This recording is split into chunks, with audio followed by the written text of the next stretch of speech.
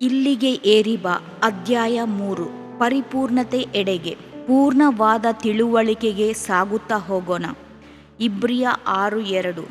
ಮುಂದುವರಿಯಬೇಕು, ಪೂರ್ಣತೆ ಎಡೆಗೆ ಸಾಗಬೇಕೆಂದು ತವಕಿಸಿದ ಒಬ್ಬ ಯುವಕನೇ ಎಲಿಷನು.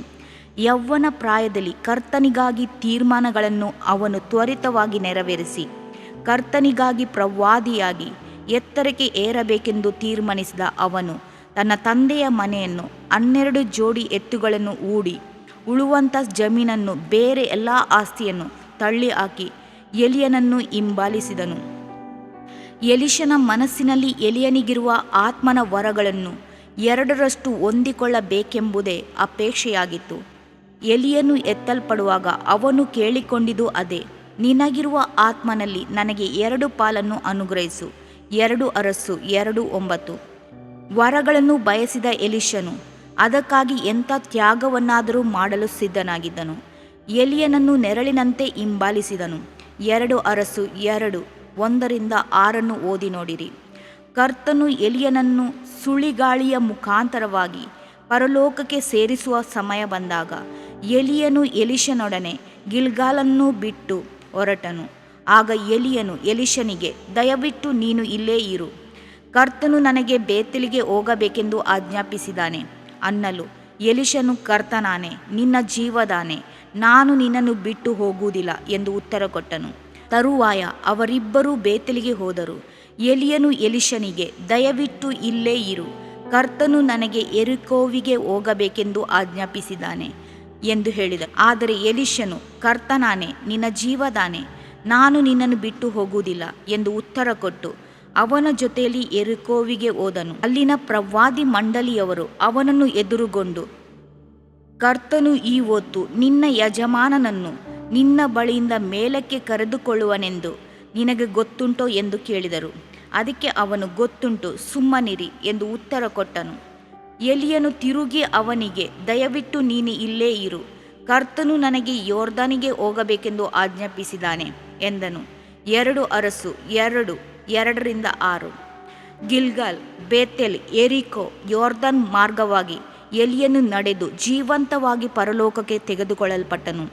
ಅದೇ ಮಾರ್ಗವಾಗಿ ನಡೆದ ಎಲಿಷನು ಎಲಿಯನಿಗಿದ್ದ ಆತ್ಮನ ವರಗಳನ್ನು 2 ಪಾಲು ಪಡೆದುಕೊಂಡನು.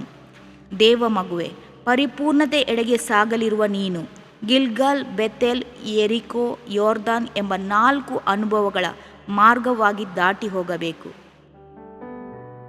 1. ಗಿಲ್ಗಾಲ್. ಗಿಲ್ಗಾಲ್ ಎಂಬುದು ಆರಂಭದ ಸ್ಥಳ.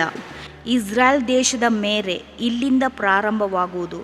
ಇಸ್ರಾಯೇಲರು ಕಾನಾನಿನೊಳಗೆ ಪ್ರವೇಶಿಸುವ ಮೊಟ್ಟ ಮೊದಲಿಗೆ ಇಲ್ಲಿಯೇ ಪಾಳೆಯವೆರಗಿದರು. ವಾಗ್ದಾನ ಮಾಡಲ್ಪಟ್ಟ ದೇಶಕ್ಕೆ ಪ್ರವೇಶಿಸಿದ ಸಂತೋಷ ಅವರಿಗೆ ಇದ್ದಿತು. ಯೆಹೋಶುವ 5:9. ಇದು ರಕ್ಷಣೆಯ ಸಂತೋಷವನ್ನು ಸೂಚಿಸುತ್ತದೆ. ಪಾಪ ಭಾರದಿಂದ, ಶಾಪಗಳಿಂದ ಸಮಾಧಾನವಿಲ್ಲದೆ ಅಲೆಯುತ್ತಿದ್ದ ನಾವು ಮೊಟ್ಟ ಮೊದಲಿಗೆ ಕ್ರಿಸ್ತನ ಬಳಿ ಬರುವಾಗ ಈ ಗಿಲ್ಗಾಲಿನ ನಿವಾರಣೆ ಅನುಭವವನ್ನು ಹೊಂದಿಕೊಳ್ಳುತ್ತೇವೆ. ಅಲೆದಾಡಿದ ವರ್ಷಗಳು ಮುಗಿದು ಕ್ರಿಸ್ತನಲ್ಲಿ ಆಶೀರ್ವಾದಗಳನ್ನು ಹೊಂದಿಕೊಳ್ಳಲು ಬಂದು ಸೇರಿ ಪಾಪ ಕ್ಷಮಾಪಣೆಯನ್ನು ಹೊಂದಿ ರಕ್ಷಣಾ ಆನಂದವನ್ನು ಪಡೆಯುತ್ತೇವೆ. ಗಿಲ್ಗಾಲಿನ ಅನುಭವ ದೇವರೊಂದಿಗೂ ಮನುಷ್ಯರೊಂದಿಗೂ ನಮಗೆ ದೊರೆಯುವ ದೈವಿಕ ಸಮಾಧಾನವನ್ನು ರುಚಿಸುವ ಅನುಭವವೇ ಆಗಿದೆ. ಆತನು ಶಿಲುಬೆಯ ಮೇಲೆ ಸುರಿಸಿದ ರಕ್ತದಿಂದ ತಾನು ಸಮಾಧಾನವನ್ನು ಉಂಟುಮಾಡಿ ಭೂಪರಲೋಕಗಳಲ್ಲಿರುವ ಸಮಸ್ತವನ್ನು ಆತನ ಮೂಲಕ ತನಗೆ ಸಂಧಾನಪಡಿಸಿಕೊಂಡನು. ಕೊಲೊಸ್ಸೆ 1:20. ಗಿಲ್ಗಾಲಿನಲ್ಲಿ ಬೇರ್ಪಡಿಸುವ ಜೀವಿತ ಪ್ರಾರಂಭಿಸುತ್ತದೆ. ಅಲ್ಲಿ ಕರ್ತನು ಇಸ್ರಾಯೇಲ್ಯರಿಗೆ ಸುನ್ನತಿ ಮಾಡುವಂತೆ ಅಪ್ಪಣೆ ಕೊಟ್ಟನು. ಅದೇ ರೀತಿ ಅಲ್ಲಿ ಜನಾಂಗದವರಿಗೆಲ್ಲ ಸುನ್ನತಿಯಾಯಿತು. ಈ ಸುನ್ನತಿಯು ಇಸ್ರಾಯೇಲ್ ಜನಾಂಗದವರನ್ನು ಅನ್ಯ ಜನಾಂಗಗಳಿಂದ ಬೇರೆ ಮಾಡುತ್ತದೆ. ಹೌದು, ನೀವು ಕರ್ತನಿಂದ ಆರಿಸಿಕೊಂಡು ಪ್ರತ್ಯೇಕಿಸಲ್ಪಟ್ಟು ಪವಿತ್ರ ಮಾಡಲ್ಪಟ್ಟ ಜನಾಂಗವಾಗಿದ್ದೇವೆ. ಪ್ರಪಂಚದ ಮಲಿನತ್ವಗಳಿಗೂ ನಮಗೂ ಒಡನಾಟವಿಲ್ಲ. ರಕ್ಷಣಾ ಅನುಭವದೊಳಗೆ ಬಂದಂಥ ಪ್ರತಿಯೊಬ್ಬರು ಬೇರೆ ಮಾಡಲ್ಪಟ್ಟ, ಪ್ರತ್ಯೇಕಿಸಲ್ಪಟ್ಟ ಜೀವಿತವನ್ನು ಮಾಡಬೇಕಾದದ್ದು ಅನಿವಾರ್ಯವಾಗಿದೆ. ನೀವು ಈ ತೀರ್ಮಾನವನ್ನು ಮಾಡುವಾಗ ಕರ್ತನು ನಿಮ್ಮೊಂದಿಗೆ ಬರುವನು. ಪ್ರತಿಯೊಂದು ಶಾಪವನ್ನು, ನಿಂದೆಯನ್ನು, ಅವಮಾನಗಳನ್ನೆಲ್ಲ ನೀಗಿಸಿ ನಿಮ್ಮನ್ನು ಶುದ್ಧೀಕರಿಸುವನು. ಗಿಲ್ಗಾಲ್ ಎಂಬ ಪದಕ್ಕೆ ಕರ್ತನು ಐಗುಪ್ತರ ನಿಂದೆಯನ್ನು ಇವತ್ತು ನಿವಾರಿಸಿದ್ದೇನೆ ಎಂದು ಹೇಳಿದ್ದರಿಂದ ಆ ಸ್ಥಳಕ್ಕೆ ಗಿಲ್ಗಾಲ್ ಎಂಬ ಹೆಸರು ಬಂತು. ಯೆಹೋಶುವ 5:9. ಅದೇ ರೀತಿ ಪಾಪ ಸ್ವಭಾವದಿಂದ ಒಬ್ಬನು ರಕ್ಷಣೆ ಹೊಂದಿದ ನಂತರವೂ ಅವನ ಸುತ್ತಲಿರುವವರು ಅವನು ಮಾಡಿದ ಹಳೆಯ ಪಾಪಗಳನ್ನು, ತಪ್ಪು ದೋಷಗಳನ್ನು, ದ್ರೋಹಗಳನ್ನು ಹೇಳುತ್ತಾ ಅವನನ್ನು ನಿಂದಿಸುತ್ತಲೇ ಇರುತ್ತಾರೆ. ಈ ನಿಂದೆಗಳನ್ನು ಹೊರಬೇಕಾದ ಸ್ಥಿತಿಯು ಅನಿವಾರ್ಯವೇ? ನೀವು ರಕ್ಷಣೆ ಹೊಂದಿದ್ದನ್ನು, ದೇವರ ಮಕ್ಕಳಾದದನ್ನು ಪ್ರಪಂಚಿಕರು ಒಪ್ಪಿಕೊಳ್ಳುವುದಿಲ್ಲ. ನೀವು ನಿಮ್ಮ ಕುಟುಂಬದಲ್ಲೇ ತಮಾಷೆಯ ವಸ್ತುವಾಗಿ ನಿಂದೆ ಪರಿಹಾಸ್ಯವನ್ನು ಹೊತ್ತುಕೊಳ್ಳಬೇಕಾಗುವುದು. ಆದರೆ ನೀವು ಎಂದು ಬೇರ್ಪಟ್ಟ ಪ್ರತ್ಯೇಕಿಸಲ್ಪಟ್ಟ ಜೀವಿತದಲ್ಲಿ ಕರ್ತನೊಂದಿಗೆ ಒಡಂಬಡಿಕೆ ಮಾಡಿಕೊಳ್ಳುವಿರೋ, ಆಗಲೇ ಕರ್ತನು ನಿಮ್ಮ ನಿಂದೆಯನ್ನೆಲ್ಲ ನೀಗಿಸಿಬಿಡುವನು. ನಿಮ್ಮನ್ನು ನಿಂದಿಸಿ ದೂಷಿಸಿದವರು ನಿಮ್ಮ ಬಳಿ ದೇವ ಕೃಪೆಯು ಬಲವು ಇರುವುದನ್ನು ಕಂಡು ನಿಮ್ಮ ಬಳಿಗೆ ಪ್ರಾರ್ಥನೆಗಾಗಿ ಬರುವರು. ದೇವ ಮಗುವೆ, ನಿಮ್ಮ ಜೀವಿತದ ಮೇರೆಯಲ್ಲೆಲ್ಲ ಕರ್ತನಿಗೆ ಪರಿಶುದ್ಧತೆ ಎಂದು ನಿರ್ಧರಿಸಲ್ಪಡಲಿ. ಅಷ್ಟು ಮಾತ್ರವೇ ಅಲ್ಲ, ಗಿಲ್ಗಾಲ್ ತೃಪ್ತಿ ಪಡೆಯುವ ಸ್ಥಳ. ಇಸ್ರಾಯೇಲಿಯರು ಪಾಸ್ಕವನ್ನು ಆಚರಿಸಿ ಮನ್ನದೊಂದಿಗೆ ದೇಶದ ಧಾನ್ಯಗಳನ್ನು ಊಟಕ್ಕೆ ಉಪಯೋಗಿಸಿದರು. ಪಸ್ಕದ ಕುರಿಮರಿಯ ಮಾಂಸದೊಂದಿಗೆ ಪರಲೋಕ ಮನ್ನವು, ಕಾನಾನಿನ ಧಾನ್ಯವು ಕೊಟ್ಟ ತೃಪ್ತಿ ವಿಶೇಷವಾದದಲ್ಲವೇ? ಹೌದು, ರಕ್ಷಿಸಲ್ಪಟ್ಟ ದೇವ ಮಕ್ಕಳು ಕಲ್ವಾರಿಯ ಪ್ರೀತಿಯಿಂದ ತೃಪ್ತರಾಗುವರು, ಪರಲೋಕದ ಪ್ರಕಟಣೆ ಎಂಬ ಮನ್ನದಿಂದ ತೃಪ್ತರಾಗುವರು ಮತ್ತು ಧಾನ್ಯವಾದ ಸತ್ಯವೇದ ವಾಕ್ಯದ ಬಲದಿಂದ ತೃಪ್ತರಾಗುವರು. ರಕ್ಷಣೆ ಹೊಂದಿದ ನಂತರ ಸತ್ಯವೇದ ವಾಕ್ಯಗಳ ರುಚಿ ಅಮೋಘವಾದದ್ದು. ಕರ್ತನ ವಾಗ್ದಾನಗಳು ನಮ್ಮ ಹೃದಯವನ್ನು ಉಲ್ಲಾಸಗೊಳಿಸಿ ಆನಂದಿಸುವಂತೆ ಮಾಡುತ್ತದೆ. ಕರ್ತನ ಕಲ್ವಾರಿಯ ಪ್ರೀತಿ ನಮ್ಮನ್ನು ಒತ್ತೈಸಿ ಆತನ ತ್ಯಾಗಗಳನ್ನೆಲ್ಲ ಎನಿಸುತ್ತಾ ಆನಂದ ಬಾಷ್ಪಗಳನ್ನು ಸುರಿಸುವಂತೆ ಮಾಡುತ್ತದೆ. ಕ್ರಿಸ್ತನೊಂದಿಗೆ ಹೊಸ ಬಾಳನ್ನು ಆರಂಭಿಸುವುದು ಎಂಥ ಭಾಗ್ಯವಲ್ಲವೇ? ಮಾತ್ರವಷ್ಟೇ ಅಲ್ಲ, ಗಿಲ್ಗಾಲ್ ದೇವ ಮಹಿಮೆಯನ್ನು ಅನುಭವಿಸುವ ಸ್ಥಳ.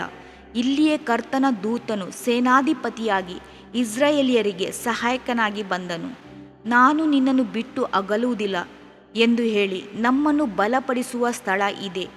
ಲೋಕಾಂತ್ಯದವರೆಗೆ ಒಂದಾಗಿರುತ್ತೇನೆ ಎಂದು ವಾಗ್ದಾನ ಮಾಡಿದ ಕರ್ತನ ಪ್ರಸನ್ನತೆ ಒಂದಿಗಿದ್ದು ನಮ್ಮನ್ನು ಬಲಪಡಿಸುತ್ತದೆ. ಇದನ್ನೆಲ್ಲ ರುಚಿಸುತ್ತಾ ನಾವು ಗಿಲ್ಗಾಲಿನಲ್ಲಿಯೇ ಇದ್ದು ಬಿಡೋಣವೆಂದು ಅಂದುಕೊಳ್ಳುತ್ತೇವಲ್ಲವೇ? ದೇವ ಮಗುವೆ, ಅಲ್ಲಿಯೇ ಗುಡಾರ ಹಾಕಿಬಿಡಬೇಡ. ಇನ್ನು ಮಹಿಮೆಯಾದ ಅನುಭವಗಳು ನಿನಗಾಗಿ ಕಾದಿವೆ. ಅನೇಕ ಸಭೆಗಳು ರಕ್ಷಣಾ ಅನುಭವದಲ್ಲೇ ತೃಪ್ತಿ ಹೊಂದಿಬಿಡುತ್ತವೆ.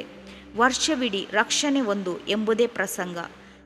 ನೀನು ಇಲ್ಲೇ ಇರು ಎಂದಾಗಲೂ ಅದನ್ನು ಲಕ್ಷಿಸದೆ ಎಲೀಷನು ಇನ್ನು ಮುಂದೆ ಬೇತೇಲಿಗೂ ಯೆರಿಕೋವಿಗೂ ಯೊರ್ದನಿಗೂ ನಡೆದನು.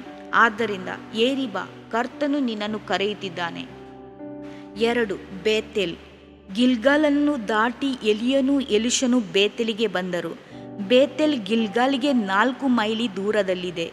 ಬೇತೇಲ್ ಎಂಬುದಕ್ಕೆ ದೇವರ ಮನೆ ಎಂದು, ಪರಲೋಕದ ಬಾಗಿಲು ಎಂದು ವಿವರಣೆ ಉಂಟು. ತಂದೆಯ ಮನೆಯನ್ನು ಬಿಟ್ಟು ಯಾಕೋಬನು ಕಾನಾನಿಗೆ ಪ್ರಯಾಣವಾದಾಗ ಒಂದು ಸ್ಥಳದಲ್ಲಿ ಇಳಿದುಕೊಂಡು ಅಲ್ಲಿದ್ದ ಕಲ್ಲುಗಳಲ್ಲಿ ಒಂದನ್ನು ತಲೆದಿಂಬಾಗಿ ಇಟ್ಟುಕೊಂಡು ಮಲಗಿದನು. ಅವನ ಸ್ವಪ್ನದಲ್ಲಿ ಕರ್ತನು ಪ್ರತ್ಯಕ್ಷನಾದನು. ಒಂದು ಏಣಿ ಭೂಮಿಯಲ್ಲಿ ಇಡಲ್ಪಟ್ಟಿದ್ದು ಅದರ ತುದಿ ಆಕಾಶವನ್ನು ಮುಟ್ಟುತ್ತಿದ್ದಿತು. ಅದರಲ್ಲಿ ದೇವದೂತರು ಹತ್ತುತ್ತಲೂ ಇಳಿಯುತ್ತಲೂ ಇದ್ದರು. ಕರ್ತನು ಯಾಕೋಬನೊಂದಿಗೆ ಅಲ್ಲಿ ಮಾತಾಡಿದನು. ಆಗ ಯಾಕೋಬನು ನಿದ್ದೆ ತಿಳಿದೆದ್ದು, ಕರ್ತನು ಈ ಸ್ಥಳದಲ್ಲಿ ಇದ್ದಾನೆ, ಅದು ನನಗೆ ತಿಳಿಯದೆ ಹೋಯಿತು. ಇದು ದೇವರ ಮನೆಯೇ ಹೊರತು ಬೇರೆಯಲ್ಲ, ಇದು ಪರಲೋಕದ ಬಾಗಿಲು ಎಂದು ಹೇಳಿದನು. ಒತ್ತಾರೆ ಅವನು ಎದ್ದು ತಾನು ತಲೆದಿಂಬಾಗಿ ಇಟ್ಟುಕೊಂಡಿದ್ದ ಕಲ್ಲನ್ನು ಕಂಬವಾಗಿ ನಿಲ್ಲಿಸಿ ಅದರ ತುದಿಯಲ್ಲಿ ಎಣ್ಣೆ ಒಯ್ದು ಆ ಸ್ಥಳಕ್ಕೆ ಬೇತೇಲ್ ಎಂದು ಹೆಸರಿಟ್ಟನು.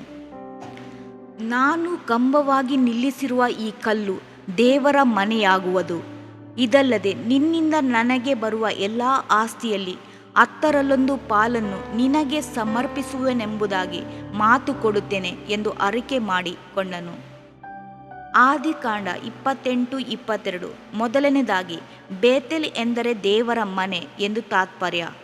ಕರ್ತನು ಗಿಲ್ಗಾಲ್ ಎಂಬ ರಕ್ಷಣೆ ಹೊಂದಿದ ಅನುಭವದಿಂದ ಬೇತೇಲ್ ಎಂಬ ದೇವರ ಮನೆಗೆ ಕರೆತರುತ್ತಾನೆ. ರಕ್ಷಣೆ ಹೊಂದಿದವರು ಒಂಟಿಯಾಗಿ ಕಾರ್ಯಗತರಾಗದೆ ಒಂದುಗೂಡಿ ಸಭೆಯಾಗಿ ಕಾರ್ಯತತ್ಪರರಾಗಬೇಕು. ಶರೀರದ ಪ್ರತಿಯೊಂದು ಅಂಗಾಂಗಗಳು ಒಂದಾಗಿರುವಂತೆ ನಾವು ಸಹ ಒಂಟಿಯಾಗಿ ನಿಲ್ಲದೆ ಸಭೆಯಾಗಿ ಏಕೀಭವಿಸಿ ಪ್ರೀತಿಯ ಅನ್ಯೂನತೆಯಿಂದ ಒಬ್ಬರ ಭಾರವನ್ನು ಮತ್ತೊಬ್ಬರು ಹೊರುವವರಾಗಿರಬೇಕು. ರಕ್ಷಣೆ ಹೊಂದಿದವರನ್ನು ಕರ್ತನು ಅನುದಿನವೂ ಸಭೆಯಲ್ಲಿ ಸೇರಿಸುತ್ತಲೇ ಇರುತ್ತಾನೆ. ಸಹೋದರರು ಒಂದಾಗಿರುವುದು ಎಷ್ಟೋ ಒಳ್ಳೆಯದು, ರಮ್ಯವಾದುದು ಆಗಿದೆ. ಸಭೆ ಎಂದರೇನೆಂಬುದನ್ನು ಇಬ್ರಿಯ 12:22-23 ಓದುತ್ತೇವೆ. ಪರಲೋಕದಲ್ಲಿ ಹೆಸರು ಬರೆಸಿಕೊಂಡಿರುವ ಚೊಚ್ಚಲ ಮಕ್ಕಳ ಸಭೆಗೂ ಎಂದು ಹೇಳಲಾಗಿದೆ. ಆದ್ದರಿಂದಲೇ ಅಪೊಸ್ತಲನಾದ ಪೌಲನು ವಿಶ್ವಾಸಿಗಳಿಗೆ ಸಭೆಯಾಗಿ ಕೂಡಿಕೊಳ್ಳುವುದನ್ನು ಕೆಲವರು ರೂಢಿಯಾಗಿ ಬಿಟ್ಟಿರುವ ಪ್ರಕಾರ ನಾವು ಬಿಟ್ಟು ಬಿಡದೆ ಒಬ್ಬರನ್ನೊಬ್ಬರನ್ನು ಎಚ್ಚರಿಸೋಣ ಎಂದು ಎಚ್ಚರಿಕೆ ಕೊಡುತ್ತಾನೆ. ಇಬ್ರಿಯ 10:25 ದೇವರು ತನ್ನ ಸಭೆ ಎಂಬ ದೇವರ ಮನೆಯಲ್ಲಿ ಮೊದಲನೇದಾಗಿ ಅಪೊಸ್ತಲರನ್ನು, ಎರಡನೇದಾಗಿ ಪ್ರವಾದಿಗಳನ್ನು, ಮೂರನೇದಾಗಿ ಉಪದೇಶಕರನ್ನು ಇಟ್ಟಿದ್ದಾನೆ. ಆಮೇಲೆ ಮಹತ್ಕಾರ್ಯ ಮಾಡುವ ಶಕ್ತಿಯನ್ನು, ನಾನಾ ರೋಗಗಳನ್ನು ವಾಸಿ ಮಾಡುವ ವರವನ್ನು, ಪರಸಹಾಯ ಮಾಡುವ ಗುಣವನ್ನು ಕೊಟ್ಟಿದ್ದಾನೆ. ಕರ್ತನ ಪ್ರಕಟಣೆಗಳನ್ನು, ದೇವ ಆಲೋಚನೆಯನ್ನು, ದರ್ಶನಗಳನ್ನು ಹೊಂದಿಕೊಳ್ಳುವ ಸ್ಥಳವೇ ಸಭೆ. ಬೇತಲೆಂಬ ಕರ್ತನ ಮನೆಗೆ ಕರೆತರುವ ಕರ್ತನು ದರ್ಶನಗಳನ್ನು ಕೊಟ್ಟು ಭವಿಷ್ಯತ್ತನ್ನು ಕುರಿತು ಮಾತಾಡುತ್ತಾನೆ. ಇದು ಎಷ್ಟು ಮಹಿಮೆಯಾದ ಅನುಭವವಲ್ಲವೇ? ರಕ್ಷಣೆ ಎಂಬ ಗಿಲ್ಗಾಲಿನಲ್ಲಿ ನಿಂತು ಬಿಟ್ಟರೆ ಬೇತೇಲಿನ ಆಶೀರ್ವಾದಗಳನ್ನು ಕಳೆದುಕೊಳ್ಳಬೇಕಾದೀತು. ಅಷ್ಟು ಮಾತ್ರವಲ್ಲ, ಬೇತೇಲ್ ಅರಿಕೆ ಮಾಡುವ ಒಂದು ಸ್ಥಳ. ಮೊದಲು ಯಾಕೋಬನಿಗೆ ದರ್ಶನ ಕೊಟ್ಟ ಸ್ಥಳ ಬೇತೇಲ್. ಪರಲೋಕ ತೆರೆಯಲ್ಪಡಲು ಕರ್ತನ ಬಳಿ ಅರಕೆ ಮಾಡಿಕೊಳ್ಳಬೇಕಾದುದು ಅಗತ್ಯ. ಅವನು ಮಾಡಿಕೊಂಡ ಅರಕೆ, ನಿನ್ನಿಂದ ನನಗೆ ಬರುವ ಎಲ್ಲ ಆಸ್ತಿಯಲ್ಲಿ 10 ಪಾಲನ್ನು ನಿನಗೆ ಸಮರ್ಪಿಸುವೆನು. ಆದಿಕಾಂಡ 28:22. ದೇವ ಮಗುವೆ, ನೀನು ಅರಕೆ ಮಾಡಿ ಕರ್ತನ ಆಶೀರ್ವಾದಗಳನ್ನು ಹೊಂದಿಕೋ. ನಿನಗೂ ಕರ್ತನು ಪರಲೋಕದ ಬಾಗಿಲನ್ನು ತೆರೆದು ಆಶೀರ್ವಾದಗಳನ್ನು ಸುರಿಸುವನು. ಕರ್ತನ ಸೇವಕರಿಗಾಗಿ ನಿನ್ನ ಎಲ್ಲ ಆದಾಯದಲ್ಲಿ ದಶಾಂಶವನ್ನು ಸಲ್ಲಿಸಲು ತೀರ್ಮಾನಿಸು. ಆಗ ನಾನು ಪರಲೋಕದ ದ್ವಾರಗಳನ್ನು ತೆರೆದು ನಿಮ್ಮಲ್ಲಿ ಸ್ಥಳ ಹಿಡಿಯಲಾರದಷ್ಟು ಸುವರಗಳನ್ನು ಸುರಿಸುವೆನೋ ಇಲ್ಲವೋ ನನ್ನನ್ನು ಹೀಗೆ ಪರೀಕ್ಷಿಸಿರಿ. ಮಲಕಿ 3:10 ಎಂದು ಕರ್ತನು ಅನ್ನುತ್ತಾನೆ. ಪ್ರತಿಯೊಬ್ಬರೂ ಬೇತೇಲಿನ ಅನುಭವದೊಳಗೆ ದಾಟಿ ಬರಬೇಕು. ದೇವ ಮಕ್ಕಳು ಒಂದಾಗಿ ಸಭೆಯಾಗಿ ಕೂಡಿ ಬರಬೇಕು. ಕರ್ತನನ್ನು ಆರಾಧಿಸುವುದು ಮಾತ್ರವೇ ಅಲ್ಲ, ಅರಕೆಯೊಂದಿಗೆ ಕರ್ತನ ಆಶೀರ್ವಾದಗಳನ್ನು ಹೊಂದಿಕೊಳ್ಳಬೇಕು. ಆದರೆ ಅದೇ ಸಮಯದಲ್ಲಿ ಬೇತೇಲಿನ ಅನುಭವದೊಂದಿಗೆ ತೃಪ್ತಿಪಟ್ಟುಕೊಳ್ಳಬಾರದು. ಎಲೀಷನು ಬೇತೇಲಿನಲ್ಲಿ ನಿಂತುಕೊಳ್ಳದೆ ಮುಂದುವರೆದನು. ಅಲ್ಲೇ ನಿಂತುಕೊಳ್ಳುವುದಾದರೆ ವರಗಳನ್ನು ಬಲವನ್ನು ಹೊಂದಿ ಸೇವೆ ಮಾಡಲಾಗದು. ರಕ್ಷಿಸಲ್ಪಟ್ಟು ಸಭೆಯಲ್ಲಿ ಸೇರಿದರೆ ಸಾಕೆಂದುಕೊಳ್ಳಬಾರದು. ಭಾನುವಾರ ಆರಾಧನೆಯಲ್ಲಿ ಭಾಗವಹಿಸಿ ದಶಾಂಶ ಸಲ್ಲಿಸಿದರೆ ಸಾಕೆಂದು ತೃಪ್ತಿಪಟ್ಟುಕೊಳ್ಳಬಾರದು. ಇನ್ನು ಹೋಗಬೇಕಾದ ಮುಟ್ಟಬೇಕಾದ ಸ್ಥಳಕ್ಕೆ ಮುಟ್ಟಲು ಸತತವಾಗಿ ಪ್ರಯತ್ನಿಸಬೇಕು. 3. ಯೆರಿಕೋ. ಎಲಿಯನು ಎಲೀಷನು ಮುಂದುವರೆದು ಮೂರನೇದಾಗಿ ಯೆರಿಕೋವಿಗೆ ಬಂದು ಸೇರಿದರು. ಯೆರಿಕೋ ಯೋರ್ದನಿನ ಕಣಿವೆಯಲ್ಲಿರುವ ಒಂದು ಪೂರ್ವಿಕ ಪಟ್ಟಣ. ಯೆರಿಕೋ ಎಂಬ ಪದಕ್ಕೆ ಖರ್ಜೂರದ ಮರಗಳ ಪಟ್ಟಣವೆಂದು ಅರ್ಥ. ಇಸ್ರಾಯೇಲ್ಯರು ಯೆಹೋಶುವನು ಕಾನಾನಿನೊಳಗೆ ಬರುವಾಗ ಮೊಟ್ಟಮೊದಲು ಶತ್ರುಗಳ ವಿರೋಧವನ್ನು ಎದುರಿಸಿದ ಸ್ಥಳ ಇದೇ. ಯೆರಿಕೋ ಇಸ್ರಾಯೇಲರ ಮುಂಭಾಗದಲ್ಲಿದ್ದ ದೊಡ್ಡ ತಡೆಯಾಗಿತ್ತು. ಇಸ್ರಾಯೇಲ್ಯರು ಈ ತಡೆಯನ್ನು ನೋಡಿ ಹಿಂಜಾರಿ ಹೋಗಲಿಲ್ಲ. ಈ ತಡೆಯನ್ನು ನೀಗಿಸಲು ಕರ್ತನು ಸ್ತುತಿಯ ಆಯುಧವನ್ನು ಉಪಯೋಗಿಸಲು ಆಲೋಚನೆ ಕೊಟ್ಟು ದಿನಕ್ಕೊಂದು ಬಾರಿ ಸ್ತುತಿಯೊಂದಿಗೆ ಯೆರಿಕೋ ಕೋಟೆಯನ್ನು ಸುತ್ತಿ ಬರುವಂತೆ ಅವರನ್ನು ಪಳಗಿಸಿದನು. 6 ದಿನದಲ್ಲಿ 6 ಸಾರಿ, 7ನೇ ದಿನ 7 ಸಾರಿ ಸುತ್ತಿ ಬಂದರು. ಕಡೆಯ ಸಾರಿ ಸುತ್ತಿ ಬರುವಾಗ ತುತ್ತೂರಿಯ ಧ್ವನಿ ಮೊಳಗಲು ಆರಂಭಿಸಿದಾಗ ಯೆರಿಕೋವಿನ ಗೋಡೆಗಳು ಮುರಿದು ಕೆಳಗೆ ಬಿದ್ದವು. ದೇವ ಮಗುವೆ, ಯೆರಿಕೋ ಎಂದರೆ ದೇವ ಬಲದಿಂದ ತಡೆಗಳು ಮುರಿಯಲ್ಪಡುವ ಸ್ಥಳ ಎಂಬುದನ್ನು ನೆನಪಿನಲ್ಲಿಟ್ಟುಕೋ. ರಕ್ಷಣೆ ಹೊಂದಿದ ವಿಶ್ವಾಸಿಗಳು ಸಭೆಯಲ್ಲಿರುವ ತಡೆಗಳನ್ನು ಹೇಗೆ ಮುರಿಯಬೇಕು, ಶೈತಾನನನ್ನು ಹೇಗೆ ಜಯಿಸಬೇಕು ಎಂಬುದನ್ನು ಅರಿತಿರಬೇಕು. ಕ್ರೈಸ್ತ ಮಾರ್ಗವು ಗುಲಾಬಿ ಹೂವಿನ ಸುಪ್ಪತ್ತಿಗೆಯಲ್ಲ. ಉಲ್ಲಾಸ ಪಟ್ಟಣಕ್ಕೆ ನಿರಾಯಾಸವಾಗಿ ಸಾಗುವ ಸೊಗಸಿನ ಮಾರ್ಗವಲ್ಲ, ಅದು ಹೋರಾಟದ ಮಾರ್ಗ. ಅಪೊಸ್ತಲನಾದ ಪೌಲನು ಈ ಅಂಧಕಾರದ ಲೋಕಾಧಿಪತಿಗಳ ಮೇಲೆಯೂ ಆಕಾಶ ಮಂಡಲದಲ್ಲಿರುವ ದುರಾತ್ಮಗಳ ಮೇಲೆಯೂ ನಾವು ಹೋರಾಡುವವರಾಗಿದ್ದೇವೆ, ಎಫೆಸ 6:12 ಎಂದು ಬರೆಯುತ್ತಾನೆ. ನಮ್ಮ ಪ್ರಿಯ ಕರ್ತನು, ಲೋಕದಲ್ಲಿ ನಿಮಗೆ ಸಂಕಟ ಉಂಟು, ಧೈರ್ಯವಾಗಿರ್ರಿ, ನಾನು ಲೋಕವನ್ನು ಜಯಿಸಿದ್ದೇನೆ ಎಂದು ಅಭಯ ಹೇಳಿದ್ದಾನೆ. ಯೋಹನ 16:33. ವೈರಿಯನ್ನು ಬೀಳಿಸುವ ಸ್ಥಳವೇ ಯೆರಿಕೋ. ಕಬ್ಬಿಣದ ಅಗುಳಿಗಳನ್ನು ಮುರಿದು ತಾಮ್ರದ ಕದಗಳನ್ನು ಒಡೆದು ಹಾಕೋಣ. ಕರ್ತನ ಹೆಸರಿನಲ್ಲಿ ಜಯ ಪಡೆಯೋಣ. ಮೀಕ 2:13. ಬಡೆಯುವವನು ಅವರ ಮುಂದೆ ಹೊರಟಿದ್ದಾನೆ, ಅವನು ಬಾಗಿಲನ್ನು ಒಡೆದು ನುಗ್ಗಿ ಹೊರಟಿದ್ದಾನೆ. ಅವರ ಅರಸನು ಅವರ ಮುಂದೆ ತೆರಳಿದ್ದಾನೆ, ಕರ್ತನು ಅವರ ಮುಂಭಾಗದಲ್ಲಿ ನಡೆಯುತ್ತಿದ್ದಾನೆ ಎಂದು ಓದುತ್ತೇವೆ. ಯೆರಿಕೋ ಕೋಟೆಯ ಗೋಡೆಗಳನ್ನು ಇಸ್ರಾಯೇಲ್ಯರು ಸಮೀಪಿಸುವ ಮೊದಲೇ ಕರ್ತನು ಅವರಿಗಾಗಿ ಯುದ್ಧ ಮಾಡಲು ಸೇನಾಧೀಶ್ವರನಾಗಿ ಬಂದು ನಿಂತನು. ಆತನ ಮುಂದೆ ತಡೆಗಳು ನಿಲ್ಲಲು ಸಾಧ್ಯವೇ? ಯೆರಿಕೋವಿನ ಅನುಭವದ ಮೂಲಕ ಕರ್ತನು ಶೈತಾನನೊಂದಿಗೆ ಹೇಗೆ ಯುದ್ಧ ಮಾಡಿ ಜಯ ಹೊಂದಬೇಕೆಂಬುದನ್ನು ನಮಗೆ ಬೋಧಿಸಿದ್ದಾನೆ. ಕೆಲವು ಹೋರಾಟಗಳನ್ನು ಕ್ರಿಸ್ತನ ರಕ್ತದಿಂದ ಜಯಿಸಬೇಕು. ಪ್ರಕಟಣೆ 12:11. ಕೆಲವು ಸಮಸ್ಯೆಗಳನ್ನು ಉಪವಾಸದಿಂದ ಜಯಿಸಬೇಕು. ಕೆಲವು ಸಮಸ್ಯೆಗಳನ್ನು ಕಣ್ಣೀರಿನ ಪ್ರಾರ್ಥನೆಯಿಂದಲೂ ಕೆಲವನ್ನು ಸ್ತೋತ್ರ ಸ್ತುತಿಯ ಮೂಲಕವೂ ಜಯಿಸಬಹುದು. ತಡೆಗಳು ಬರುವಾಗ ಅನೇಕರು ಸೋತು ಹೋಗುವರು. ಹೋರಾಟದ ಸಮಯದಲ್ಲಿ ಅವರ ಮನೋಬಲ ಕುಂದಿ ಹೋಗುವುದು. ಪ್ರಿಯ ದೇವ ಮಗುವೆ, ನಿನ್ನ ವೈರಿಯನ್ನು ಕುರಿತು ಒಂದನ್ನು ತಿಳಿದುಕೋ, ಅವನು ಈಗಾಗಲೇ ಸೋತು ಹೋದ ಶತ್ರು. ಕರ್ತನು ಅವನ ತಲೆಯನ್ನು ಶಿಲುಬೆಯಲ್ಲಿ ಜಜ್ಜಿ ಹಾಕಿದ್ದಾನೆ ಎಂಬುದು ನೆನಪಿರಲಿ. ಯೆರಿಕೋವಿನ ಮೇಲೆ ಜಯ ಗಳಿಸದಿದ್ದರೆ ಕಾನಾನನ್ನು ಸ್ವಾಸ್ಥ ಮಾಡಿಕೊಳ್ಳಲಾರೆವು. ಕರ್ತನು ಕಾನಾನಿನ ಮೇಲೂ ಯೆರಿಕೋವಿನ ಮೇಲೂ ನಮಗೆ ಅಧಿಕಾರವನ್ನು, ದೊರೆತನವನ್ನು ಕೊಟ್ಟಿದ್ದಾನೆ. ನೋಡಿರಿ, ಹಾವುಗಳನ್ನು, ಚೇಳುಗಳನ್ನು, ವೈರಿಯ ಸಮಸ್ತ ಬಲವನ್ನು ತುಳಿಯುವುದಕ್ಕೆ ನಿಮಗೆ ಅಧಿಕಾರ ಕೊಟ್ಟಿದ್ದೇನೆ. ಯಾವುದೂ ನಿಮಗೆ ಕೇಡು ಮಾಡುವುದೇ ಇಲ್ಲ. ಲೂಕ 10:19. ಯೆರಿಕೋವಿನ ಶಾಪಕ್ಕೆ ಕಾರಣವಾದುದೆಲ್ಲವನ್ನು ಸುಟ್ಟು ಹಾಕುವಂತೆ ಕರ್ತನು ಬೋಧಿಸಿದನು. ಲೋಕದವುಗಳನ್ನು ಪ್ರೀತಿಸದೆ, ಶೈತಾನನಿಗೆ ಸೇರಿದವುಗಳ ಮೇಲೆ ನಮ್ಮ ಅಭಿಲಾಷೆಗಳನ್ನು ಇಡದೆ ನಮ್ಮನ್ನು ಕಾಪಾಡಿಕೊಳ್ಳಬೇಕು. ಒಬ್ಬ ಆಕಾನನ ಪಾಪದ ದೆಸೆಯಿಂದ ಅವನ ಇಡೀ ಕುಟುಂಬವು ಕಲ್ಲೆಸೆದು ಕೊಲ್ಲಲ್ಪಡಬೇಕಾದ ಶಾಪಕ್ಕೆ ಗುರಿಯಾಯಿತು. ಯೆಹೋಶುವ 7:1-26. ಅಂಥ ಪಾಪಗಳನ್ನು ಪವಿತ್ರಾತ್ಮನ ಬಲದಿಂದ ಸುಟ್ಟು ಹಾಕಿಬಿಡು. ಈ ಎಲ್ಲ ಅನುಭವ ಹಾಗೂ ಗೆಲುವಿನಿಂದ ಎಂದೂ ತೃಪ್ತಿಗೊಳ್ಳದಿರು. ಇಂದಿನ ಕಾಲದ ಜಯದ ನಿಮಿತ್ತ ಹೆಮ್ಮೆಗೊಂಡು ಭವಿಷ್ಯತ್ತಿನ ಮುನ್ನಡೆಯನ್ನು ಮರೆಯದಿರು. ನೀನು ಇನ್ನೂ ಮುಂದುವರಿಯಬೇಕೆಂದು ಕರ್ತನು ಬಯಸುತ್ತಾನೆ.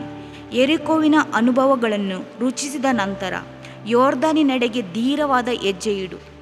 4. ಯೋರ್ದಾನ್. ಎಲಿಯನು ತಿರುಗಿ ಅವನಿಗೆ, ದಯವಿಟ್ಟು ನೀನು ಇಲ್ಲೇ ಇರು, ಕರ್ತನು ನನಗೆ ಯೋರ್ದಾನಿಗೆ ಹೋಗಬೇಕೆಂದು ಆಜ್ಞಾಪಿಸಿದ್ದಾನೆ ಎಂದು ಹೇಳಿದನು. ಆಗ ಅವನು, ಕರ್ತನಾನೆ, ನಿನ್ನ ಜೀವದಾನೆ, ನಾನು ನಿನ್ನನ್ನು ಬಿಟ್ಟು ಹೋಗುವುದಿಲ್ಲ ಎಂದು ಉತ್ತರ ಕೊಟ್ಟನು.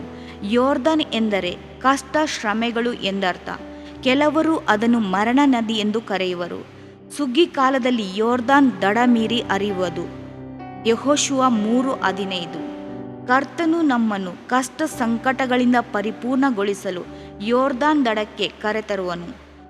ಯೋರ್ದಾನಿನ ಅಲೆಗಳಂತೆ ಒಟ್ಟಾಗಿ ಬರುವ ನಿಂದೆಗಳು, ಅವಮಾನಗಳು, ಕಷ್ಟಗಳು ನಮ್ಮ ಮೇಲೆ ತಿರುಗುವುದುಂಟು. ಆದರೂ ಸೋತು ಹೋಗದೆ, ಎಡೆಬಿಡದೆ ನಾವು ಮುಂದುವರಿದು ಜಯ ಪಡೆಯಬೇಕು. ಶ್ರಮೆಗಳಿಲ್ಲದೆ ಪರಿಪೂರ್ಣ ಪಡೆಯಲು ಅನ್ಯಥ ಮಾರ್ಗವೇ ಇಲ್ಲ. ದೇವಕುಮಾರನಾದ ಕ್ರಿಸ್ತನು ಸಹ ಶ್ರಮೆಗಳನ್ನು ಹಾದು ಹೋಗಿ ನಮಗೆ ಮಾರ್ಗದರ್ಶನ ನೀಡಿದ್ದಾನೆ. ಹೀಗೆ ಆತನು ಮಗನಾಗಿದ್ದರೂ ಅನುಭವಿಸಿದ ಬಾಧೆಗಳಿಂದಲೇ ವಿಧೇಯತೆಯನ್ನು ಕಲಿತುಕೊಂಡನು. ಮಾತ್ರವೇ ಅಲ್ಲ, ತನಗೆ ವಿಧೇಯರಾಗಿರುವವರೆಲ್ಲರಿಗೂ ನಿರಂತರವಾದ ರಕ್ಷಣೆಗೆ ಕಾರಣವಾದನು. ಇಬ್ರಿಯ 5:8. ಬಾಧೆಗಳಿಂದಲೇ ಕ್ರಿಸ್ತನು ವಿಧೇಯನಾದನು ಎಂಬ ಸತ್ಯವನ್ನು ಕಾಣುತ್ತೇವೆ. ಕರ್ತನಾದ ಯೇಸು ಕ್ರಿಸ್ತನು ನಾವು ಸಹ ಬಾಧೆಗಳ ಅನುಭವವಾದ ಯೋರ್ದಾನನ್ನು ದಾಟಲು ಕೃಪೆ ಅನುಗ್ರಹಿಸುತ್ತಾನೆ. ಆತನು ತಾನೇ ಶೋಧಿಸಲ್ಪಟ್ಟು ಬಾಧೆಯನ್ನು ಅನುಭವಿಸಿರುವುದರಿಂದ ಶೋಧಿಸಲ್ಪಡುವವರಿಗೆ ಸಹಾಯ ಮಾಡಲು ಶಕ್ತನಾಗಿದ್ದಾನೆ. ಇಬ್ರಿಯ 2:18. ಇದನ್ನು ಕುರಿತು ಅಪೊಸ್ತಲನಾದ ಪೇತ್ರನು, ಕ್ರಿಸ್ತನು ಸಹ ನಿಮಗೋಸ್ಕರ ಬಾಧೆಗಳನ್ನು ಅನುಭವಿಸಿ ನೀವು ತನ್ನ ಹೆಜ್ಜೆಯ ಜಾಡಿನಲ್ಲಿ ನಡೆಯಬೇಕೆಂದು ಮಾದರಿಯನ್ನು ತೋರಿಸಿ ಹೋದನು ಎಂದು ಹೇಳುತ್ತಾನೆ. 1 ಪೇತ್ರ 2:21. ಈ ಯೋರ್ದಾನಿನಲ್ಲಿ ದೀಕ್ಷಾಸ್ನಾನ ಪಡೆಯಲು ಯೇಸು ಕ್ರಿಸ್ತನು ಮುಂದೆ ಬಂದನು. ದೀಕ್ಷಾಸ್ನಾನವೆಂಬುದು ಸ್ವಾರ್ಥಕ್ಕೆ ಪೂರ್ಣವಾಗಿ ಸಾಯುವ ಸ್ಥಳ. ನಮ್ಮ ಪ್ರತಿಯೊಂದು ಶಾರೀರಿಕ ಇಚ್ಛೆಗಳು ಊನಲ್ಪಡುವ ಸ್ಥಳ. ಅನೇಕರು ದೀಕ್ಷಾಸ್ನಾನವೆಂಬುದು ಸಭೆಯಲ್ಲಿ ಹೊಸ ಆತ್ಮವನ್ನು ಸೇರಿಸುವುದಕ್ಕೆ ನಡೆಸುವ ಒಂದು ಆರಾಧನೆ ಎಂದೆನಿಸುತ್ತಾರೆ. ಹಾಗಲ್ಲ. ದೀಕ್ಷಾಸ್ನಾನವೆಂಬುದು ಶವ ಸಂಸ್ಕಾರದ ಆರಾಧನೆ. ಇದನ್ನು ಕುರಿತು ಅಪೊಸ್ತಲನಾದ ಪೌಲನು, ಕ್ರಿಸ್ತ ಯೇಸುವಿನಲ್ಲಿ ಸೇರುವುದಕ್ಕೆ ದೀಕ್ಷಾಸ್ನಾನ ಮಾಡಿಸಿಕೊಂಡವರಾದ ನಾವೆಲ್ಲರೂ ಆತನ ಮರಣದಲ್ಲಿ ಪಾಲುಗಾರರಾಗುವುದಕ್ಕೆ ದೀಕ್ಷಾಸ್ನಾನ ಮಾಡಿಸಿಕೊಂಡೆವೆಂದು ನಿಮಗೆ ತಿಳಿಯದೋ? ಆತನ ಮರಣದಲ್ಲಿ ಪಾಲುಗಾರರಾಗಿ ಆತನೊಂದಿಗೆ ಊನಲ್ಪಟ್ಟೆವು. ಆತನ ಮರಣಕ್ಕೆ ಸದೃಶವಾದ ಮರಣವನ್ನು ಹೊಂದಿ ಆತನಲ್ಲಿ ಐಕ್ಯವಾಗಿದ್ದರೆ ಆತನ ಪುನರುತ್ಥಾನಕ್ಕೆ ಸದೃಶವಾದ ಪುನರುತ್ಥಾನವನ್ನು ಹೊಂದಿ ಆತನಲ್ಲಿ ಐಕ್ಯರಾಗುವೆವು. ರೋಮಾಪುರ 6:3-27 ಎಂದು ಹೇಳುತ್ತಾನೆ. ಈ ದೀಕ್ಷಾಸ್ನಾನದಲ್ಲಿ ನಾವು 2 ಕಾರ್ಯಗಳನ್ನು ಮಾಡುತ್ತೇವೆ. 1, ಕ್ರಿಸ್ತನು ನನಗಾಗಿ ಬಾಧೆಪಟ್ಟು ಸತ್ತು ಊನಲ್ಪಟ್ಟು ಜೀವದಿಂದೆದ್ದದನ್ನು ಎಂಬುದನ್ನು ಎಲ್ಲರ ಮುಂಭಾಗದಲ್ಲಿ ಅರಿಕೆ ಮಾಡುತ್ತೇವೆ. 2ನೇದಾಗಿ, ನಾನು ನನ್ನ ಪಾಪಗಳನ್ನು ಊನಿಟ್ಟೆನು, ಇನ್ನೂ ಪಾಪ ಮಾಡುವುದಿಲ್ಲ. ಪುನರುತ್ಥಾನ ಹೊಂದಿದ ಕ್ರಿಸ್ತನೊಂದಿಗೆ ಜಯಪ್ರದವಾದ ಜೀವಿತವನ್ನು ಮಾಡುತ್ತೇನೆಂದು ಒಪ್ಪಂದ ಮಾಡಿಕೊಳ್ಳುತ್ತೇವೆ. ಈ ಊನಲ್ಪಡುವಿಕೆಯಲ್ಲಿ ಅವನು ಒಬ್ಬ ನೂತನ ಸೃಷ್ಟಿಯಾಗುವನು. ಪೂರ್ವಸ್ಥಿತಿ ಹೋಗಿ ಎಲ್ಲ ನೂತನವಾಯಿತು. ಯೋರ್ದಾನ್ ನಿನ್ನನ್ನು ಪೂರ್ಣಪಡಿಸಲು ಕರೆ ಕೊಡುತ್ತದೆ. ಯೇಸು ತನ್ನ ಶಿಷ್ಯರಿಗೆ, ಯಾವನಿಗಾದರೂ ನನ್ನ ಹಿಂದೆ ಬರುವುದಕ್ಕೆ ಮನಸ್ಸಿದ್ದರೆ ಅವನು ತನ್ನನ್ನು ನಿರಾಕರಿಸಿ ತನ್ನ ಶಿಲುಬೆಯನ್ನು ಹೊತ್ತುಕೊಂಡು ನನ್ನ ಹಿಂದೆ ಬರಲಿ. ಮತ್ತಾಯ 16:24. ಯೋರ್ದಾನ್ ಕ್ರಿಸ್ತನಿಗಾಗಿ ಶ್ರಮೆ ಅನುಭವಿಸುವಂತೆ, ಒಳ್ಳೆ ಹೋರಾಟ ಮಾಡುವಂತೆ ನಮ್ಮನ್ನು ಕರೆಯುತ್ತದೆ. ನನ್ನ ಹಿಂದೆ ಬರಲು ಮನಸ್ಸಿದ್ದರೆ ದೇವಮಗುವೆ, ಯೋರ್ದಾನ್ ನದಿ ದಡದಲ್ಲಿ ಒಂದು ತೀರ್ಮಾನ ಮಾಡು. ಯೋರ್ದಾನ್ ಆ ಕಡೆಯೇ ಅಥವಾ ಈ ಕಡೆಯಲ್ಲಿಯೇ ಯೋಚಿಸಿ ನೋಡು. ಯೋರ್ದಾನ್ ದಡ ದಾಟಿಯೇ ಪರಮ ಕಾನಾನು ಪ್ರಾರಂಭವಾಗುವುದು. ಒಬ್ಬ ಎಲೀಷನು ಎಲಿಯನನ್ನು ಹಿಂಬಾಲಿಸಲು ಬಯಸಿದಾಗ ತನ್ನ ತಂದೆ, ಮನೆ, ಆಸ್ತಿ ಪಾಸ್ತಿ, ಶ್ರೀಮಂತಿಕೆಯನ್ನೆಲ್ಲವನ್ನು ಬಿಟ್ಟು ಹಿಂಬಾಲಿಸುವುದು ಅನಿವಾರ್ಯವಾಗಿತ್ತು. ತನ್ನನ್ನು ತಗ್ಗಿಸಿಕೊಂಡು ಸೇವೆ ಮಾಡಬೇಕಿತ್ತು. ಎಲಿಯನ ಕೈಗೆ ನೀರು ಕೊಟ್ಟ ಎಲೀಷನೆಂದು ಕರೆಯಲ್ಪಡಬೇಕಿತ್ತು. ನೀನು ಕ್ರಿಸ್ತನನ್ನು ಹಿಂಬಾಲಿಸಲು ಬಯಸುವಿಯಾದರೆ ಅದರ ನಿಮಿತ್ತ ನಿಂದೆ, ಅವಮಾನ, ಬಾಧೆಗಳನ್ನು ಅನುಭವಿಸಬೇಕಾಗಿ ಬರಬಹುದು. ಅದನ್ನು ಕರ್ತನು ಮರೆಯಾಗಿಟ್ಟಿಲ್ಲ. ಬಹಿರಂಗವಾಗಿ ನನ್ನ ನಿಮಿತ್ತ ನಿಮ್ಮನ್ನು ಎಲ್ಲ ಜನಾಂಗಗಳವರು ಹಾಗೆ ಮಾಡುವರು. ಮತ್ತಾಯ 24:9. ನನ್ನ ನಿಮಿತ್ತವಾಗಿ ಜನರು ನಿಮ್ಮನ್ನು ನಿಂದಿಸಿ ಹಿಂಸೆಪಡಿಸಿ ನಿಮ್ಮ ಮೇಲೆ ಕೆಟ್ಟ ಕೆಟ್ಟ ಮಾತುಗಳನ್ನು ಸುಳ್ಳಾಗಿ ಹೊರಿಸಿದರೆ ನೀವು ಧನ್ಯರು. ಮತ್ತಾಯ 5:11. ತನ್ನನ್ನು ನಿರಾಕರಿಸಿ ತನ್ನ ಶಿಲುಬೆಯನ್ನು ಹೊತ್ತು ನನ್ನನ್ನು ಹಿಂಬಾಲಿಸಲಿ. ಈ ಪದಗಳನ್ನು ಧ್ಯಾನಿಸಿ ನೋಡಿರಿ. ಇದೇ ಯೋರ್ದಾನಿನ ಅನುಭವ. ಇದೇ ಪೂರ್ಣತೆ ಎಡೆಗೆ ಮುನ್ನಡೆಯುವ ಸಂಭವ. ಏರಿ ಬಾ, ಇಂದು ಕರ್ತನು ಪ್ರೀತಿಯಿಂದ ನಿನ್ನನ್ನು ಕರೆಯುತ್ತಾನೆ. 1, ಗಿಲ್ಗಾಲಿನ ಅನುಭವವು ರಕ್ಷಣೆಯ ಸಂತೋಷದ ಅನುಭವ. 2, ಬೇತೇಲಿನ ಅನುಭವ, ದೇವರ ಮನೆಯಲ್ಲಿ ವಾಗ್ದಾನಗಳನ್ನು ಹೊಂದಿಕೊಳ್ಳುವ ಅನುಭವ. 3, ಯೆರಿಕೋವಿನ ಅನುಭವ, ವೈರಿಯ ತಡೆಗಳನ್ನು ಒಡೆದು ಜಯ ಪಡೆಯುವ ಅನುಭವ. 4, ಯೋರ್ದಾನಿನ ಅನುಭವ, ಕ್ರಿಸ್ತನ ಶಿಲುಬೆಯನ್ನು ಹೊರುವ ಅನುಭವ. ಈ ಅನುಭವಗಳ ಮಾರ್ಗವಾಗಿ ಪೂರ್ಣತೆ ಎಡೆಗೆ ದಾಟಿ ಬರಬೇಕು. ಇದರಿಂದ ನಿನ್ನ ದೇಹಕ್ಕೆ ಆರೋಗ್ಯವು, ಎಲುಬುಗಳಿಗೆ ಸಾರವು ಉಂಟಾಗುವವು. ಜ್ಞಾನೋಕ್ತಿಗಳು 3ನೇ ಅಧ್ಯಾಯ 8ನೇ ವಾಕ್ಯ. ಪ್ರಿಯ ವೀಕ್ಷಕರೇ ಮತ್ತು ಕರ್ತನಲ್ಲಿ ಸಹೋದರ ಸಹೋದರಿಯರೇ, ನೀವು ನಮ್ಮ ಈ ಕಾರ್ಯಕ್ರಮವನ್ನ ವೀಕ್ಷಿಸಿದ್ದಕ್ಕಾಗಿ ದೇವರ ನಾಮದಲ್ಲಿ ನಿಮಗೆ ವಂದನೆಗಳು. ದೇವರ ವಾಕ್ಯವು ನಮ್ಮ ಎಲುಬಿಗೆ ಬಲವು, ಸಾರವೂ ಆಗಿದೆ ಎಂದು ಸತ್ಯವೇದವು ಹೇಳುವಂತೆ ಈ ಕಾರ್ಯಕ್ರಮವು ನಿಮಗೆ ಆಶೀರ್ವಾದಕರವಾಗಿದೆ ಎಂದು ನಂಬುತ್ತೇವೆ. ಪ್ರಿಯ ವೀಕ್ಷಕರೇ, ನಮ್ಮ ಈ ಸೇವೆಗಾಗಿ ಪ್ರಾರ್ಥಿಸಿರಿ ಮತ್ತು ಎಲ್ಲಾ ಕಾರ್ಯಕ್ರಮಗಳನ್ನ ಇತರರೊಂದಿಗೆ ಶೇರ್ ಮಾಡಿರಿ. ಅದೇ ರೀತಿಯಾಗಿ ನಮ್ಮ ಈ ಯೂಟ್ಯೂಬ್ ಚಾನಲ್ ಅನ್ನು ಸಬ್ಸ್ಕ್ರೈಬ್ ಮಾಡಿರಿ ಹಾಗೂ ಲೈಕ್ ಮಾಡಿ. ನಿಮ್ಮ ಅನಿಸಿಕೆಗಳನ್ನು ಕಮೆಂಟ್ ಬಾಕ್ಸ್ನಲ್ಲಿ ನಮಗೆ ತಿಳಿಯಪಡಿಸಿ. ನಮ್ಮ ಸಂಖ್ಯೆ 7022104605. ಈ ಸಂಖ್ಯೆಗೆ ಕರೆ ಮಾಡಿರಿ. ಒಬ್ಬ ಪಾಪಿಯ ಪ್ರಾರ್ಥನೆ. ಯೇಸುವನ್ನು ರಕ್ಷಕನಾಗಿ ಅಂಗೀಕರಿಸಲು ಮಾಡಬೇಕಾದ ಪ್ರಾರ್ಥನೆ. ಪ್ರಿಯ ಪರಲೋಕದ ತಂದೆಯೇ, ಯೇಸುವಿನ ಹೆಸರಿನಲ್ಲಿ ನಾನು ನಿನ್ನ ಬಳಿಗೆ ಬಂದಿದ್ದೇನೆ. ನನ್ನ ಬಳಿಗೆ ಬರುವವರನ್ನು ನಾನು ತಳ್ಳಿಬಿಡುವುದೇ ಇಲ್ಲ. ಯೋಹಾನ 6:37 ಎಂದು ನಿನ್ನ ವಾಕ್ಯ ಹೇಳುತ್ತದಲ್ಲ. ಆದ್ದರಿಂದ ನೀನು ನನ್ನನ್ನು ತಳ್ಳಿಬಿಡದೆ ನನ್ನನ್ನು ಸೇರಿಸಿಕೊಳ್ಳುವಿ ಎಂದು ನನಗೆ ಗೊತ್ತಿದೆ. ಆದ್ದರಿಂದ ನಾನು ನಿನಗೆ ಸ್ತೋತ್ರ ಮಾಡುತ್ತೇನೆ. ನೀನು ನಿನ್ನ ವಾಕ್ಯದಲ್ಲಿ ನೀನು ಯೇಸುವನ್ನೇ ಕರ್ತನೆಂದು ಬಾಯಿಂದ ಅರಿಕೆ ಮಾಡಿಕೊಂಡು ದೇವರು ಆತನನ್ನು ಸತ್ತವರೊಳಗಿಂದ ಎಬ್ಬಿಸಿದನೆಂದು ಹೃದಯದಿಂದ ನಂಬಿದರೆ ನಿನಗೆ ರಕ್ಷಣೆಯಾಗುವುದು ಎಂತಲೂ ಕರ್ತನ ನಾಮವನ್ನ ಹೇಳಿಕೊಳ್ಳುವವರೆಲ್ಲರಿಗೆ ರಕ್ಷಣೆಯಾಗುವುದೆಂತಲೂ ಬರೆದಿದೆ. ರೋಮ 10:9-13 ವಾಕ್ಯ. ಯೇಸು ಕ್ರಿಸ್ತನು ದೇವಕುಮಾರನೆಂದು ನನ್ನ ಹೃದಯದಲ್ಲಿ ನಂಬುತ್ತೇನೆ. ನನ್ನನ್ನು ನೀತಿವಂತನನ್ನಾಗಿ ಮಾಡುವುದಕ್ಕಾಗಿ ಆತನು ಸತ್ತವರೊಳಗಿಂದ ಎಬ್ಬಿಸಲ್ಪಟ್ಟನು ಎಂದು ನಂಬುತ್ತೇನೆ. ನಾನು ಆತನ ನಾಮವನ್ನ ಹೇಳಿಕೊಳ್ಳುತ್ತೇನೆ. ಯೇಸುವೇ, ನೀನೇ ಕರ್ತನು. ತಂದೆಯೇ, ನೀನು ನನ್ನನ್ನು ರಕ್ಷಿಸಿದಿ ಎಂದು ನಾನು ನಂಬುತ್ತೇನೆ. ನಿನ್ನ ವಾಕ್ಯವು ಹೇಳುತ್ತದೆ, ಮನುಷ್ಯನು ಹೃದಯದಿಂದ ನಂಬುವುದರ ಮೂಲಕ ನೀತಿಯು ದೊರಕುತ್ತದೆ, ಬಾಯಿಂದ ಅರಿಕೆ ಮಾಡುವುದರ ಮೂಲಕ ರಕ್ಷಣೆಯಾಗುತ್ತದೆ. ರೋಮ 10:10. ನಾನೀಗ ನನ್ನ ಹೃದಯದಲ್ಲಿ ನಂಬುತ್ತೇನೆ ಹಾಗೂ ಯೇಸುವೇ ನನ್ನ ಕರ್ತನೆಂದು ಅರಿಕೆ ಮಾಡುತ್ತೇನೆ. ಆದುದರಿಂದ ನಾನೀಗ ರಕ್ಷಣೆ ಹೊಂದಿದ್ದೇನೆ. ಅಪ್ಪಾ ತಂದೆಯೇ, ನಿನಗೆ ಸ್ತೋತ್ರ. ಲೂಕನು ಬರೆದ ಸುವಾರ್ತೆ 11ನೇ ಅಧ್ಯಾಯದಲ್ಲಿ ಬರೆದಿರುವಂತೆ, ನಿಮ್ಮಲ್ಲಿ ತಂದೆಯಾದವನು ಮೀನನ್ನು ಕೇಳುವ ಮಗನಿಗೆ ಮೀನು ಕೊಡದೆ ಹಾವನ್ನು ಕೊಡುವನೆ? ಅಥವಾ ತತ್ತಿಯನ್ನು ಕೇಳಿದರೆ ಚೇಳನ್ನು ಕೊಡುವನೆ? ಹಾಗಾದರೆ ಕೆಟ್ಟವರಾದ ನೀವು ನಿಮ್ಮ ಮಕ್ಕಳಿಗೆ ಒಳ್ಳೆ ಪದಾರ್ಥಗಳನ್ನ ಕೊಡಬಲ್ಲವರಾದರೆ ಪರಲೋಕದಲ್ಲಿರುವ ನಿಮ್ಮ ತಂದೆಯು ತನ್ನನ್ನು ಬೇಡಿಕೊಳ್ಳುವವರಿಗೆ ಎಷ್ಟೋ ಹೆಚ್ಚಾಗಿ ಪವಿತ್ರಾತ್ಮ ವರವನ್ನ ಕೊಡುವವನಲ್ಲವೇ ಅಂದನು. ತಂದೆಯೇ, ನೀನು ಕೇಳಿಕೊಳ್ಳುವವರಿಗೆ ಪವಿತ್ರಾತ್ಮನ ವರವನ್ನು ಹೇರಳವಾಗಿ ಕೊಡುವಾತನಾಗಿದ್ದಿ. ಆದ್ದರಿಂದ ನನ್ನ ಮೇಲೆಯೂ ನಿನ್ನ ಆತ್ಮನನ್ನು ಸುರಿಸಬೇಕಾಗಿ ಬೇಡಿಕೊಳ್ಳುತ್ತೇನೆ. ಕೀರ್ತನೆ 81:10 ಬರೆದಿದೆ, ಅಗಲವಾಗಿ ಬಾಯಿದೆರೆಯಿರಿ, ಅದನ್ನು ತುಂಬಿಸುವೆನು. ಕರ್ತನೇ, ನನ್ನನ್ನು ಪವಿತ್ರಾತ್ಮನಿಂದ ತುಂಬಿದಂತ ನೀನು ನನ್ನನ್ನು ಅನ್ಯ ಭಾಷೆಯ ವರದಿಂದಲೂ ತುಂಬುವವನಾಗಿದ್ದಿ ಎಂದು ನಂಬುತ್ತೇನೆ. ಅದರಂತೆ ನಾನು ನನ್ನ ಬಾಯಿಯನ್ನು ತೆರೆದು ನಿನ್ನ ಸ್ತೋತ್ರ ಮಾಡುವಾಗ ಅನ್ಯ ಭಾಷೆಯ ಅಭಿಷೇಕದಿಂದ ನನ್ನನ್ನು ತುಂಬುವವನಾಗಿದ್ದಿ ಎಂದು ನಂಬುತ್ತೇನೆ.